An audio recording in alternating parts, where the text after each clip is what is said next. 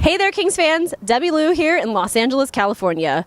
Rarely in the world of hockey does such an assemblage of quality exist. Combining dazzling analysis, humor, amazing visuals, and creative segments, KingsCast continues to break ground on anything and everything hockey-related. And tonight, the next installment with a special guest, yours truly. Ladies and gentlemen, welcome to the show that Yahoo Sports and the Wall Street Journal calls brilliant and entertaining. It's KingsCast with Keith Korneluk and Chris Kalazewski. And welcome to Overtime, brought to you by KingsCast at www.kingscast.net. I'm Keith Korneluk. And I'm Chris Kalazewski. And to our right, to Chris's left, a familiar face. It is Debbie Lou, otherwise known as Ice Captain Debbie. And she's here to host a show. Hello, Debbie. Hi, guys. Thanks for having me. You know, this is a kind of a rare thing. Kalazewski and I don't like to have people that are prettier than us on the show. It's kind of bad. That's why we have stoners and overweight people and things of that nature. But all right, enjoy, Kings fans. Here we go. That's right, Kings fans. We're going to be talking about the Calgary game that took place last Saturday. Going to talk about the Pittsburgh game tonight. Take your questions from Facebook and Twitter. And we're also going to talk about things that we missed from not being at Staples Center. So here we go. It is episode 90 entitled In the Chase. Kinda.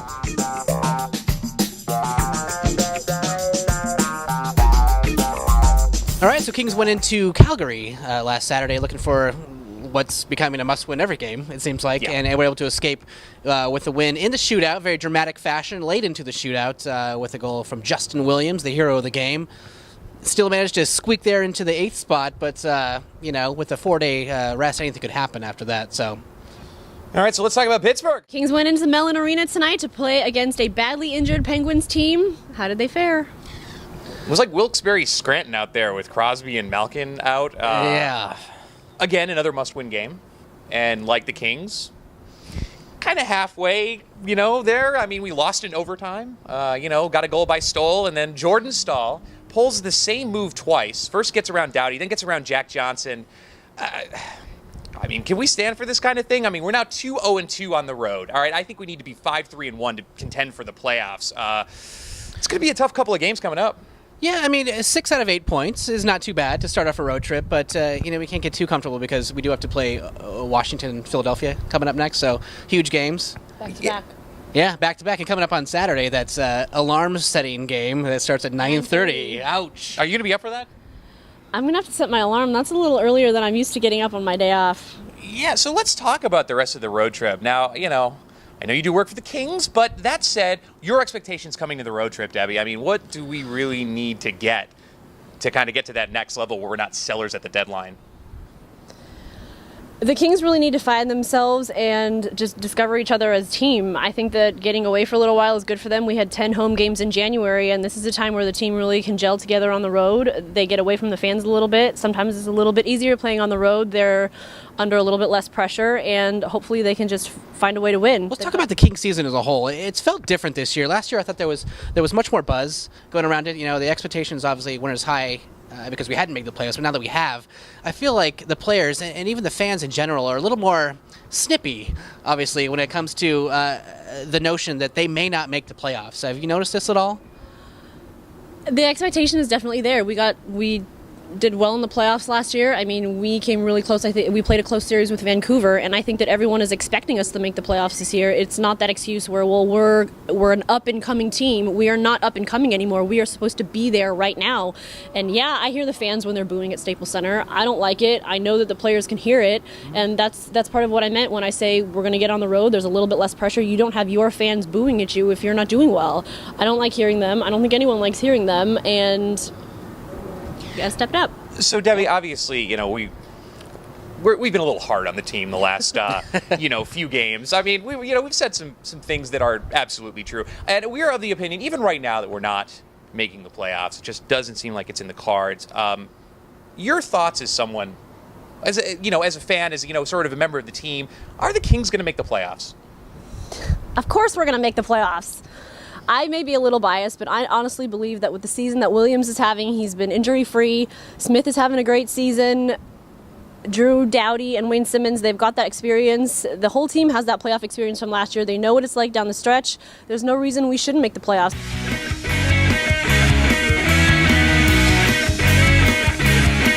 All right, so Kings fans, we went out there again to Twitter and Facebook. you asked us some questions. We're going to try and give you some answers. So here we go. The first one from Megums is, when the hell is Dean Lombardi going to finish Drew Doughty's contract? That's a great question. After the season. After the season is over, so we can judge him appropriately and, give him that 2-year, $7 million contract. $7 million for Drew Doughty this season? No, 3.5 years for 2 years. 3.5. $3.5 million? Yeah, You yes. said 2 years. Yeah, 2 years, $7 million. Right. Yeah. I hear you. I disagree with you. Okay. I think he's got to take a 1.5 like Johnson did on a 2-year contract, take some time to prove himself. The other thing, too, and Lombardi said it, and he's very anal retentive about this, is that the new CBA is coming up and we don't know what the salary cap hit is going to be. I think Drew's worth more than $1.5 million a year, but that's my opinion. What do you think? I'll tell you again what I don't want to see. Okay. I don't want to see another multi-year contract like with some of the other players. I feel like the players need to take their time and prove themselves step by step before they get the big bucks. And I'm not saying that Drew Doughty has not, but I think all around, I don't like it. I just personally don't like the 7 to 10 year contracts. I agree. Yeah. Jack Johnson took the 2 years to prove that, look, I am on the up and up. At the end of 7 years, I should be making $5 million.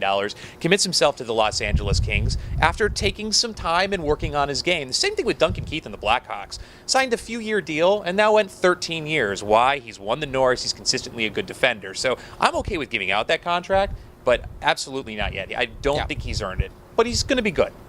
Okay, what's next? All right, next is this one on Twitter from LA Kings Outsider. Found out Debbie was doing a show with us tonight. Said you're a Ducks fan. Debbie, what's going on with that? I thought the Kings do a background check. Ducks fan? Where would he get that? The picture with you in a Ducks jersey, perhaps? Do you have one? Photoshopped. Totally. Okay. All right, so Debbie's not a Ducks fan. I knew that. Would we have had her on the show? She's a Ducks fan? No, we would not. Seriously. All right, this one from someone on Facebook named Lion, which, shout out, that is an awesome name, That's first pretty of cool. all, if I'm pronouncing it correctly. In so many words, wants to know who we're going to acquire to make the big push at the trade deadline. Debbie, who'd you like to see? Personally, I love Jerome McGinley. In my opinion, he's probably the best all-around player in the NHL. He's got grit. He can score. He can pass. He's a true leader, and I think he's somebody that we can definitely benefit from on all fronts. I would personally love it. I don't know what his availability is because the Calgary's still actually in there, but I love Jerome McGinley. You didn't ask me who you thought we could get. You asked me who I wanted. Well, you're staying on the show forever. I think Jerome McGinley, Jay Feaster said that he's not getting traded, and that said, I was against Jerome McGinley for a long time. This rumor's been going on forever this season. Totally against it because of his cap hit. Then I thought to myself, you know what? In 3 years, he's still probably going to be putting up 30 goals or close to that. Certainly has that veteran leadership. And you know what? I mean, I love Dustin Brown, but Jerome McGinley is Dustin Brown times 10. I think if we got him, it doesn't so much matter who's playing on the left-hand side. It could be Laktianov. But yeah, all right, I'll take Jerome McGinley.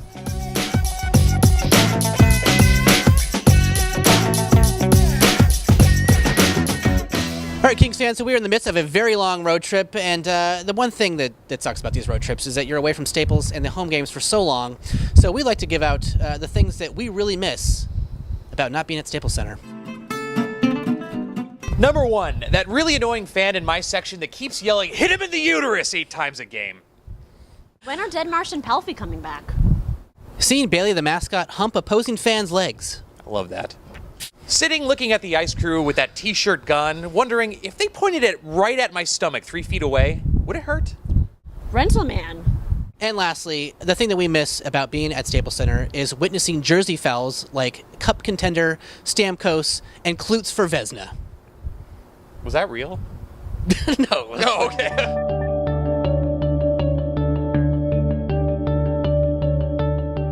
Okay, Kings fans, taking another little break. Not the All-Star game. Got some things going on in real life. It's what it is. So we'll definitely see you next time. I'm Keith Kornelek. And I'm Chris Kalaszewski. I'm Debbie Lou. Thanks for watching Overtime with KingsCast.